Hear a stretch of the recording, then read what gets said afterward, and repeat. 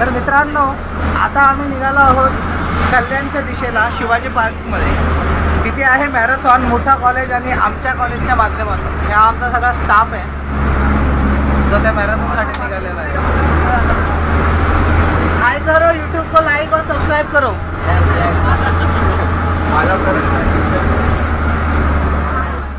दोस्तों 2023-24 साल में ये पहली बार है जब हम किसी कार्यक्रम के लिए बस से कहीं पे जा रहे हैं.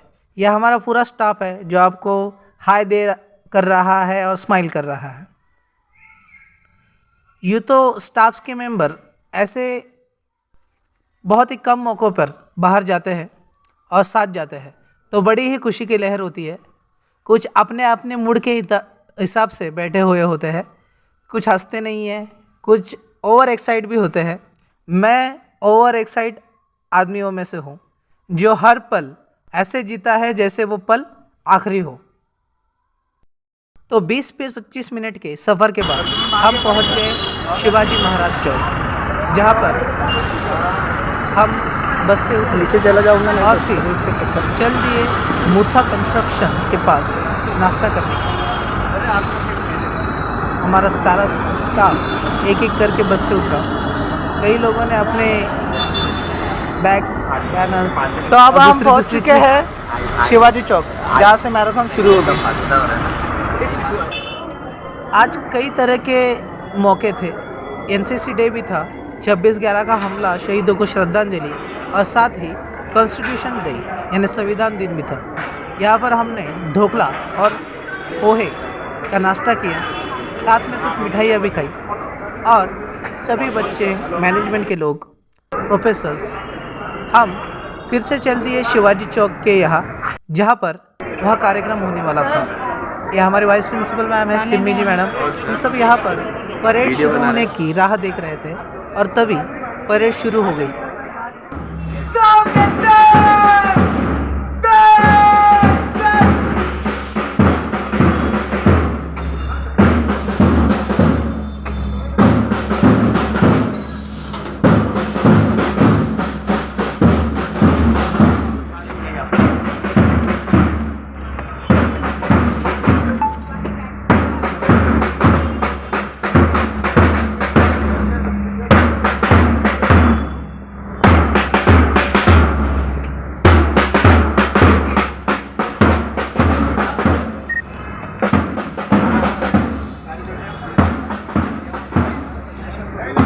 जो भी एनसीसी कैडेट्स आप देख रहे हैं, यही आगे चलकर हमारी आर्मी ज्वाइन करेंगे और देश की सेवा करेंगे. इसके बाद जो चल रहे हैं वे एक्स आर्मी ऑफिसर्स और कई तरह के पुलिस ऑफिसर्स, टीचर्स, मैनेजमेंट के लोग, स्टूडेंट्स और अन्य अतिथि हैं जिनका आज आदर सत्कार किया जाएगा.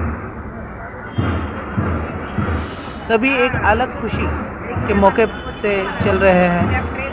अश्विनी मैम, मुथा कॉलेज का स्टाफ.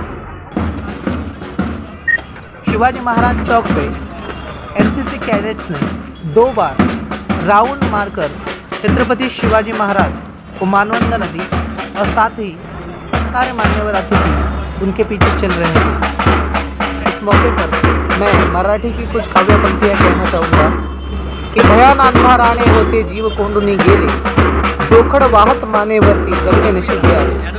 या अंधारी दिशांवर प्रकाश फेकत येसी, महानतेचा मानदंड महाराष्ट्र अवतसी. नजर तुझी संजीवक पडता वठल्या झाडावरती, समशेरीसह लाख मावळे वीर प्रगटले भोवती. झोपड्यातून उभे ठाकले सशस्त्र गडन किल्ले, तोफांनाही अजिंक्य ठाकले केवळ बरच्या भाले. पराभूत ही भूमी उठली सशस्त्रे पर दुनिया, महाराष्ट्राचा महानदे प्रत नेसी तू शिवराया. महाराष्ट्रेला महानतेपस नेसी तू शिवराया. छत्रपती शिवाजी महाराज हे या महाराष्ट्र भूमीत जन्मले आणि अवघ्या देशाचं भाग्य काही वर्षांमध्ये पलटून गेलं. स्वाभिमान शून्य झालेला भारतीय समाज पुन्हा स्वाभिमानाच्या तेजाने तळकू लागला आणि मोगली सत्तेला खीळ बसवण्याचं काम या मराठा सत्तेने केलं. मोगलही आपल्या तख्तावर मराठ्यांच्या मर्जीशिवाय बसू शकला नाही. महाराष्ट्र हा मुघलांचेही तख्त राखत होता आणि हे सर्व शक्य झालं ते केवळ आणि केवळ छत्रपती शिवाजी महाराजांच्या कार्याने.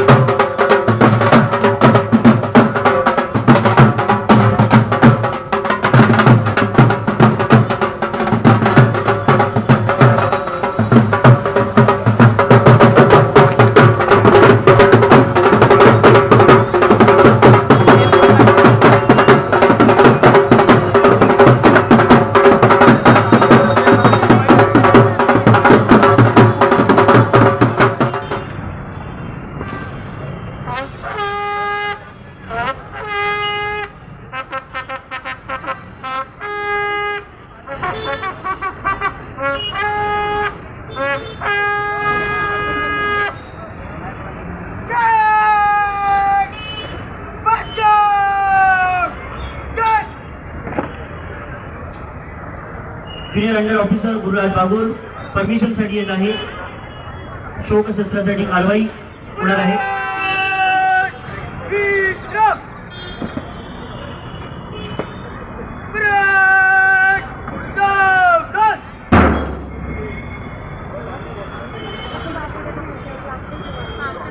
मान्यवरांनी 26/11 मध्ये शहीद झालेल्या आपल्या वीर पुत्रांना श्रद्धांजली अर्पण करायची. कॅन्डल लाईट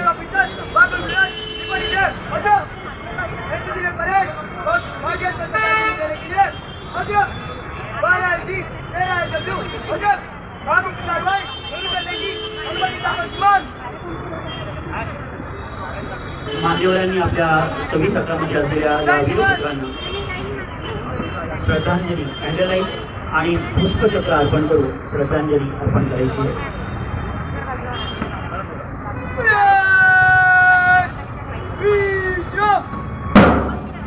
सर्व मान्यवरांना इथे 26/11 वीरगती प्राप्त झाली आहे. त्या सर्व वीरपुत्रांना कॅन्डल लाईट लावून आणि पुष्पचक्र अर्पण करून त्यांना मानवंदना द्यायची आहे.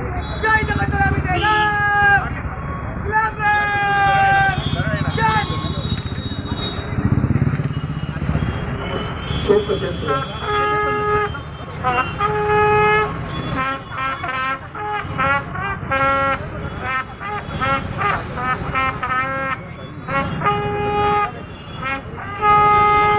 पुत्र पुढे करण्यास 2 हात, कुठे रक्ताचे पाठ तर कुठे गोळ्यांची बरसात.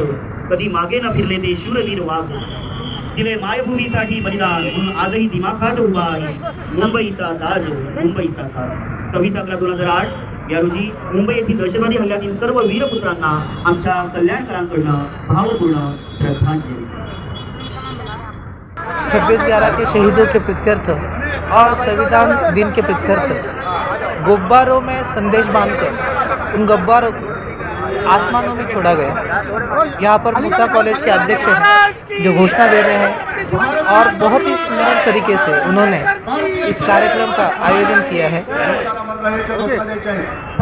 कई मान्यवर हैं जो गुब्बारे छोड़ रहे हैं. ये गुब्बारे छोड़े गए और इसी पर अचानक जोरों से हवा भी छूटी जिसके कारण गुब्बारे आसमान की ऊंचाई में जा रहे हैं. शिवाजी महाराज चौक में सुबह के समय बड़ी भीड़ होती है और इस स्थिति में भी बहुत ही सुंदर आयोजन दोनों ही महाविद्यालयों की तरफ से किया गया था. अभी सभी बच्चे कतार में दौड़ने के लिए मैराथन 5 किलोमीटर की दौड़ लगाने के लिए यहाँ पर खड़े हैं और थोड़ी ही देर में मान्यवरों के हरी झंडी दिखाने पर ये सब बच्चे, जिसमें कई महिलाएं और हर उम्र के बच्चे शामिल हैं, यह हमारा पूरा स्टाफ है. हरी झंडी दिखाते ही रेस शुरू हो गई और बच्चे दौड़ पड़े. कई बच्चे गिर भी पड़े, कईयों को चोटें भी आई, लेकिन उत्साह की कोई कमी नहीं थी. इसी के साथ कुछ वरिष्ठ नागरिक भी इसमें शामिल हुए. पुलिसों ने भी एकदम सुव्यवस्थित अपना काम किया एम्बुलेंस की सुविधा भी अस्पतालों के और से दी गई थी। जो घायल बच्चे हैं दौड़ते हुए गिर जाते हैं कभी कभार। तर मित्रांनो आता रेस सुरू झालेली आहे आणि ही रेस शिवाजी चौकातून पुढे जाणार आहे खडकपाडा आणि त्या मार्गे साई निर्वाणा या ठिकाणी म्हणजे शहरच्या 10 मिनिटं डिस्टन्स। तर आपण आता गाडी मार्गे चाललेलो आहोत खडकपाडा ते साई निर्वाणा या ठिकाणी। तर हे मुठो कॉलेजचा स्टाफ आहे सायन्सचा आणि हे आमच्या आर्ट्सचे आहे। हे आमच्या NSSच्या प्रोग्राम ऑफिसर या खूप टेन्शन मध्ये असतात सतत। हे तुमचं प्रोग्राम नाही आलं का?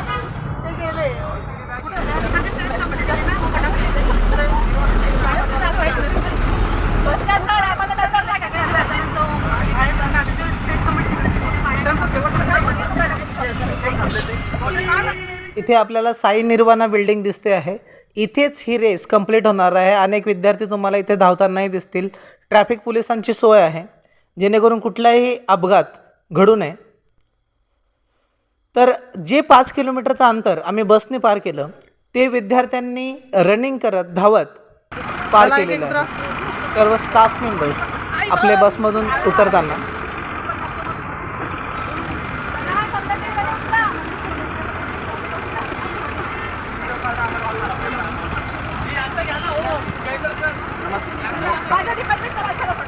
साथ ही यहाँ पर आप देख सकते हैं कई बच्चे दौड़ते हुए आ रहे हैं। 5 किलोमीटर का अंतर बच्चों ने कुछ ही मिनटों में पार कर दिया। लड़कियां भी कम नहीं हैं।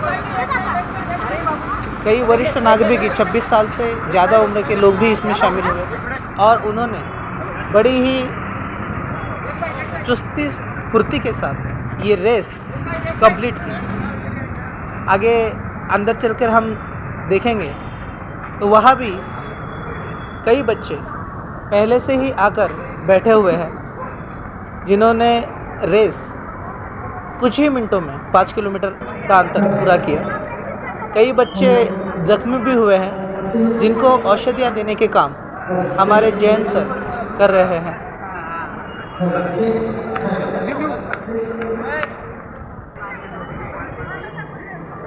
सारे मुंबई, ठाणा, उल्लासनगर, शहाड और अन्य जगहों से आए हुए बच्चे हैं जो इस मैराथन में। बच्चों की एक अलग तरह की बात होती है कि वो जीतने के लिए कोई खेल नहीं खेलते, वे खुशी के लिए खेलते हैं और हैप्पीनेस को इम्पोर्टेंस देते हैं। जीत हार तो चलती रहती है, सर्टिफिकेट पा लिया, शामिल हो गए, यही बहुत। 25 सितंबर की रात को हुआ था। 24 सितंबर को शाम को मैं अपना नॉर्मल गेम परेड खेल के घर पहुंचा था और अपने वाइफ के साथ चाय पी रहा था लॉन में, और तभी मुझे मैसेज आया मेरे रेडियो सेट के ऊपर।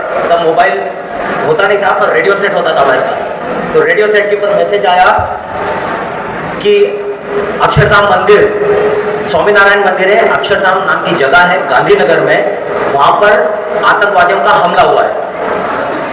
मैंने तुरंत टीवी ऑन किया और टीवी के ऊपर मैंने वो खबर देखी। उसमें लिखा था कि Gujarat police commandos martyred, 3 Gujarat police commandos martyred, 3 terrorists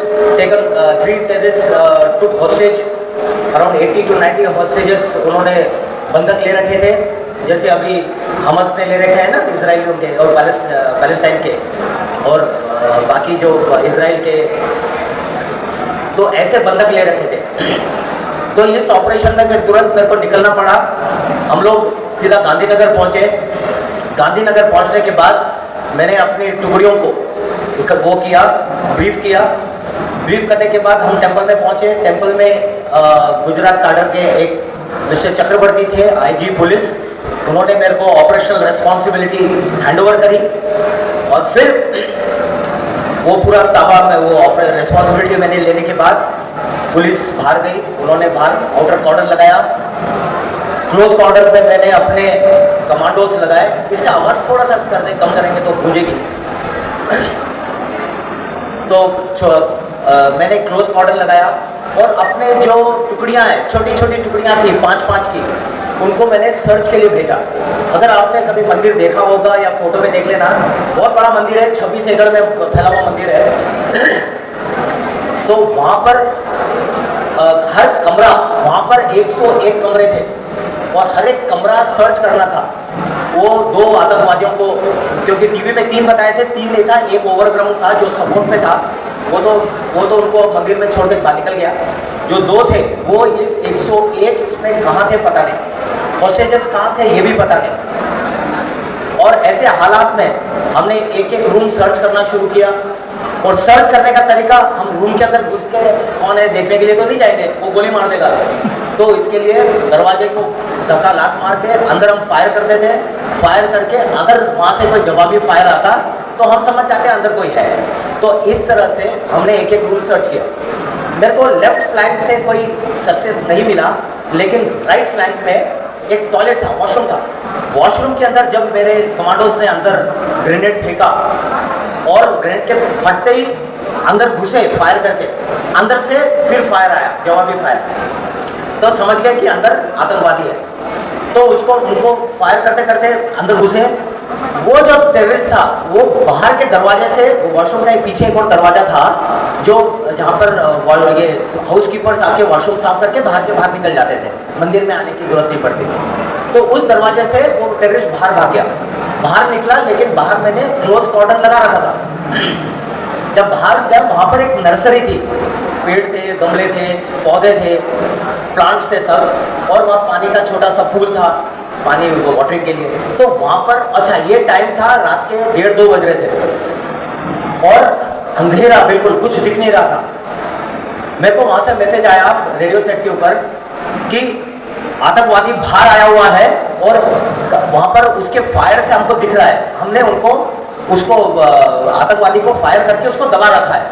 तो मैंने बोला ठीक है, उसको उसके ऊपर नजर रखो और ये ध्यान में रखे कि वो भागे ना।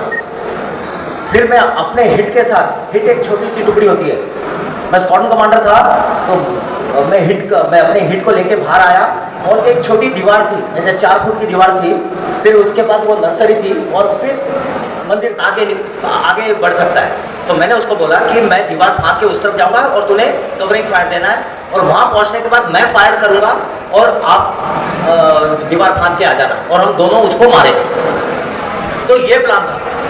मैंने स्टैंड बाय गो बोला और ग्रेनेड फेंका। ग्रेनेड फेंकती फटा और मैं कूदने ही वाला था और उसने फायर किया, जैसे प्लान के हिसाब से उसने फायर किया, और उसी फायर के साथ साथ उसने भी फायर किया, आतंकवादी ने भी फायर किया। जैसे फायर किया, मैं कूदने के लिए ऐसे दीवार के ऊपर हाथ रखा और जंप मारने वाला था। जब उसने फायर किया और आतंकवादी ने फायर किया, मैंने देखा सुरजन सिंह ढाक करके नीचे गिरा और उसकी आंखें ऊपर हो गई। जब आंखें, और मेरे पास यही खड़ा था वो, तो मैंने देखा उसके पास ऐसे गिर गया वो। मैं उसको बोला इसको क्या हो गया, मैंने देखा और कहीं उसके ऊपर कहीं खून नहीं था। और इसको कहाँ लगी तो देखा तो इधर उसके ब्रेन स्टेम पीछे की इधर, यहाँ पर उसको स्प्लिटर लगा था और स्प्लिटर लगने से वो गिर गया। उसको फिर मैंने माउथ टू माउथ रिससिटेशन दिया, CPR कहते हैं, कार्डियो पल्मोनरी रिससिटेशन, जो हम लोग फर्स्ट एड और इसमें सीखा होगा आपने। तो वो मैंने उसको दिया, ब्लो किया। उसका जब लंग्स ब्लो किए, वो उसने लंबी सांस ली एकदम करके, और वो थोड़ा सांस लेने लगा। और तुरंत मैंने अपने स्ट्रेचर बियरर, जो स्ट्रेचर लेके आते हैं, उनको बुलाया और उसको इवैक्यूएट किया। लेकिन जब मैं उसके मुंह में सांस दे रहा था, उसके मुंह पर खून गिरा। अब ये खून समझ में नहीं आया एकदम कहाँ से आया। तब मुझे पता लगा कि उसी फायरिंग में मुझे गोली लग के गई है गर्दन पे, ये काट के चले गई है, पर मुझे कुछ फील नहीं हुआ क्योंकि बॉडी गर्म थी, सामने दुश्मन था, एड्रेनलिन पंप अप था, सामने मिशन था। तो इसमें मेरे को ऐसे कुछ फील नहीं हुआ। जैसे आप लोग फुटबॉल खेलने जाते हो, खेलते खेलते कई बार चोट लगती है, खरोंचे आती है, तब कुछ पता नहीं लगता है। जब घर में जाते हो, नहाते हो, बॉडी ठंडी होती है, तब पता लगता है कहाँ कहाँ चल रहा है और कहाँ कहाँ दर्द हो रहा है। तो ऐसे ही कुछ हुआ। जब पता लगा मेरे को कि यहाँ पर लगी है, तब मुझे दर्द होने लगा क्योंकि तब तो बॉडी ठंडी हो गई थी। जब उसके ऊपर फिर मेरे को उसने बोला कि सर आप जाके आओ, काफ़ी कट गया है। मेरे को वहाँ पे डॉक्टर के पास ले गए और उन्होंने वो स्टेपलर होता है, मेडिकल स्टेपलर, उससे उन्होंने मेरे यहाँ पे स्टेपलिंग करी। वो बेटा जो क्या वो आयोडीन वगैरह लगाकर उन्होंने मेरे को पट के वो बांधा और गॉज लगाया और फिर बोरॉन के इंजेक्शन वगैरह देके बोला कि सर आप आराम करिए, आप रेस्ट करिए और फिर मैं बोला मैं ऐसे टाइम पर रेस्ट नहीं कर सकता, मेरे को अभी बहुत काम है, तो मैं उनकी बात किसी की नहीं सुनी, मैं चला गया। इस बीच में मेरे को ऊपर से प्रेशर आ रहा था रेडियो सेट के ऊपर। वो एक तो उसने फायर करना शुरू किया, मैंने जंप मारा, मैंने फायर करना शुरू किया, और वो जंप मारा और फायर करते करते करते हम उसके पास पहुंचे। लेकिन जब हम ये कार्रवाई कर रहे थे वहां से कोई फायर नहीं आ रहा था, मतलब हम समझ गया वो मर गया होगा। वहाँ पास जाके देखा तो उसके सारे छलनी हो चुका था, वो मुंह फटा हुआ था उसका, सब कुछ मार दिया था उसको। हो सकता है जब सुंदर सिंह के साथ जब फायर हुआ था, जब हमने ग्रेनेड फेंका था तभी मर गया होगा, पर उसका बाद कोई जवाब नहीं आया। देखा तो उसकी बॉडी पड़ी हुई थी। फिर मैंने अपने जो कॉर्डन में जो बंदे थे उनको बोला ये बॉडी को करो, और बॉडी को उन्होंने निकाल लिया वहाँ से। अभी क्वेश्चन था कि दूसरा आतंकवादी कहाँ है। ये बड़ा कठिन ऑपरेशन था। एक तो क्योंकि उस टेररिस्ट ऐसे उसने ले रखा था, सबको बंधक ले रखा था, और उसको ढूंढना मतलब इतना मुश्किल नहीं था, क्योंकि हमको पता लग गया था कि वो ऑडिटोरियम जब राइट साइड में जहाँ पे वॉशरूम था, जिस पहले आतंकवादी छुपा हुआ था, उसके बाजू में एक ऑडिटोरियम था। उस ऑडिटोरियम में उसने वो बंधक ले रखे थे। अभी प्रॉब्लम ये था कि अभी अंदर कैसे जाए। अंदर हम लोग तरीका क्या करते हैं, हम लोग फ्रेम चार्ज लगा के हम लोग दरवाजा उड़ा देते हैं और फिर अंदर घुसते हैं। पर ऐसे हालात में एब्सेलिंग ऐसा होता है जिसमें कंट्रोल डिसेंडर होता है, जिसको हम दबाते हैं तो अपने वजन से नीचे आता है, और जब छोड़ देते हैं तो हम लटक जाते हैं रस्सी पे। तो इस तरह से ऊपर जाकर हम उतरे नीचे, मैं और दुर्गा प्रसाद डिमरी, और ऐसा ये कॉरिडोर है, समझो ये कॉरिडोर है और ये दरवाजा है ऑडिटोरियम का। हम इस छत के ऊपर से आके छत के ऊपर आ गए। अभी डिस्टेंस इतना ही था, जहाँ पर ये कैमरामैन है और ये दीवार, इतना ही डिस्टेंस था, और वहीं पे हम लटके हुए थे ऊपर की तरफ। अच्छा, इसमें मैं ऐसे छूटने तो देख नहीं सकता, मैंने अपने स्नाइपर्स लगा रखे थे जिनके पास टेलीस्कोप था, और वो मेरे को खबर दे रहे थे। उस खबर में मैंने उसको बोला था अगर तेरे को क्लियर शॉट मिलता है तो आपने हेडशॉट लेना है और उसको खत्म करना है। स्नाइपर समझते हो? हाँ। स्नाइपर समझते हो ना, शार्प शूटिंग के लिए होता है। हाँ। तो वो स्नाइपर को मैंने बोला था कि अगर क्लियर कट हेडशॉट मिलता है तब आप मारना है, नहीं तो नहीं मारना है, क्योंकि साथ में कोई पक्का सिविलियन को लेके आएगा तो उसमें नुकसान हो सकता है सिविलियन का, क्योंकि वो दूर लॉन्ग रेंज से मार रहा था। यही हुआ। थोड़ी देर में उसने मेरे को मैसेज दिया, साहब दरवाजा खुल रहा है और वो आतंकवादी एक आदमी को लेकर बाहर आया है, और उसने उसको सामने ऐसे पकड़ रखा है, उसका सिर दिख रहा है थोड़ा सा, मैं मार नहीं पाऊंगा। बोला ठीक है। वो किस तरह पे बोला, साहब आप जहाँ खड़े हो उसी को थोड़ा सा मेरे को उसने एडजस्ट किया, सर थोड़ा लेफ्ट पे आ जाओ, रेडियो सेट पे बात चल रही है, रेडियो सेट पे। तो बोला थोड़ा लेफ्ट में आ जाओ, मैं थोड़ा लेफ्ट में गया और अपनी पोजीशनिंग किया और अपने वेपन को ऐसे रखा लाइन में, और उस पर वहाँ से मेरे को डायरेक्ट कर रहा था, यहाँ सर बिल्कुल अलाइंड है, क्योंकि मैं ऊपर लटका हुआ था। आतंकवादी और हॉस्टेज एक जिसको लेके आया था वो यहाँ था, एक आदमी को लेके आया था। मैं स्टैंड बाय गो बोलकर हम दोनों उतरने वाले थे, बट तब तक बोला साहब वो चला गया अंदर। स्नाइपर ने बोला चला गया वो अंदर।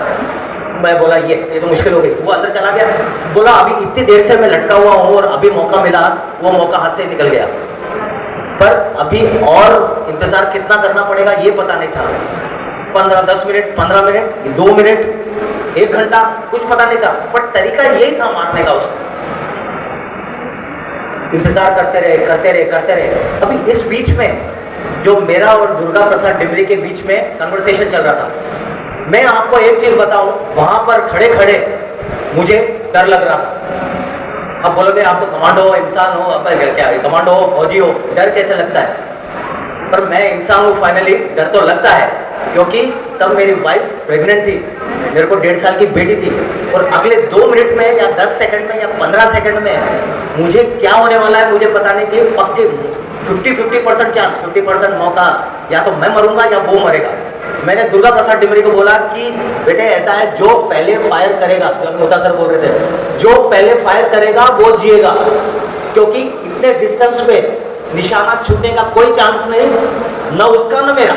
उसको तो निशाना भी लेने की जरूरत नहीं, उसने तो डर फायर करना, उसको तो कोई मतलब ही नहीं है, पर मुझे निशाना लेना है, क्योंकि उसके साथ हॉस्टेज होगा। डिसएडवांटेज में मैं था, एडवांटेज में वो था, लेकिन इसमें मेरे को I have to keep myself very cool, शांत। साथ में मुझे जो अंदर का डर है वो मुझे दिखाना नहीं था। अगर मैं अपना डर दिखा देता एज ए कमांडर तो मेरे नीचे जो कमांड में बाकी के वो भी डर जाते हैं, बोला, और पूरा ऑपरेशन जेओपार्डाइज हो सकता था।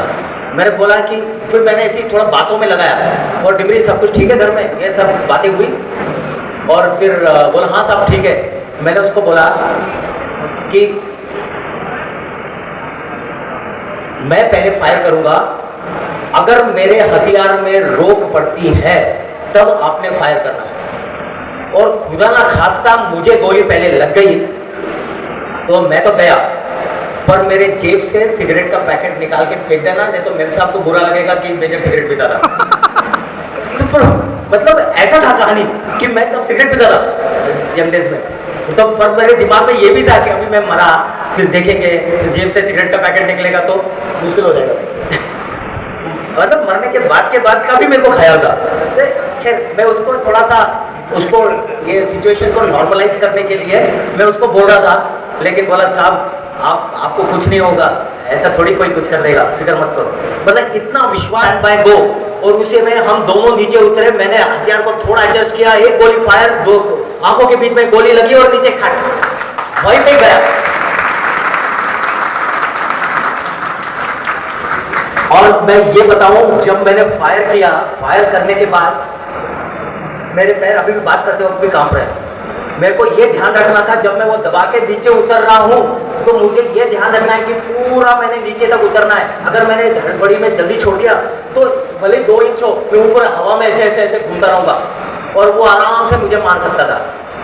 तो मुझे ये भी ध्यान रखना था कि मेरे पैर टच हो, निशाना भी रखना था, उसको मारना भी था, वो से उसको लगना नहीं था, और एडवांटेज उसको वो था कि उसने निशाना लेना नहीं था। तो मेरे साथ इतने डिसएडवांटेजेस थे, लेकिन भगवान की दया से, कृपा से, आशीर्वाद से, मेरे ट्रेनिंग के कारण मैं उसको वहां मार सका। वो मरने के बाद, और याद रखें मेरे को लगी हुई थी तब तक और अंदर खून इंटरनल ब्लीडिंग शुरू हो गई थी।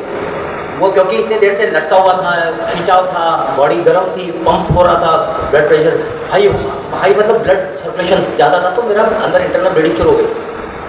आया और जैसे मैं ऐसे मारने के बाद वो दुर्गा मेरे ऊपर झपका, मार दिया साहब, मार दिया करके मेरे को लेके, और मैं एक्चुअली रोने लग गया वहाँ पर कि हो गया। और फिर मेरे कमांडोज अंदर घुसे और सारे होस्टेजेस को बाहर निकाला और देखना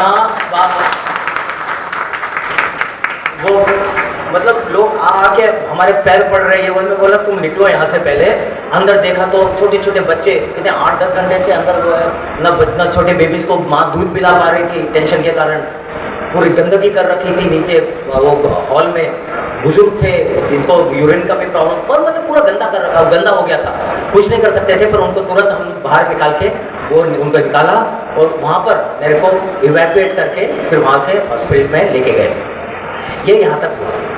अभी ये सब ऑपरेशन, और ये ऑपरेशन पूरा मीडिया टीवी में दिखा रहा था, ये सब नहीं दिखाया। जहाँ मेरे को जहाँ बाहर की तरफ, जो दीवार के बाहर जब हम फायर कर रहे थे वहाँ पे मीडिया पहुँच गए। वो वहाँ डिसिप्लिन मेरे लाइफ में मेरे डिसिप्लिन था, इसलिए मैं हर काम कर पाया हूँ। डिसिप्लिन एक नींव की तरह है। अगर बिल्डिंग की नींव अच्छी ना हो तो ऊपर कितनी भी दीवार, कितनी भी माले की बिल्डिंग बनाओ, नहीं बन सकता। वैसे ही डिसिप्लिन ये हमारा फाउंडेशन है। डिसिप्लिन मजबूत होना जरूरी है। सेकंड, ट्रेनिंग या पढ़ाई, मेरे केस में ट्रेनिंग, आप लोग के इसमें पढ़ाई और ट्रेनिंग। पढ़ाई की तरफ ध्यान दो, जो सिखाते हैं उसकी तरफ गौर करो, सीखो, अपने माइंड में रखो, उसको अच्छी तरह से अमल में फिर लाओ। उसके बाद 15 साल से कम उम्र के बच्चों को ट्रॉफीज दी गई। 3rd prize, 2nd prize, 1st prize. Degree college के बच्चे जिन्होंने इस रेस में भाग लिया, हमारे वाइस प्रिंसिपल मैम ट्रॉफी देते हुए, तुषार जोशी सर और अन्य मान्यवरों के हाथ से ट्रॉफीज़ दी गई। सभी बच्चे यहाँ पर खुश थे, जिन्होंने ट्रॉफीज़ जीती वे भी, जिन्होंने सहभाग लिया वे भी। किसी तरह की निराशा नहीं थी। और तुषार जोशी सर की स्पीच भी सबको इंस्पिरेशनल लगी। यह हमारे कॉलेज के बच्चे जिन्होंने सहभाग लिया, ये हमारा पूरा स्टाफ है। और इसी के साथ ये वीडियो कंप्लीट हुई।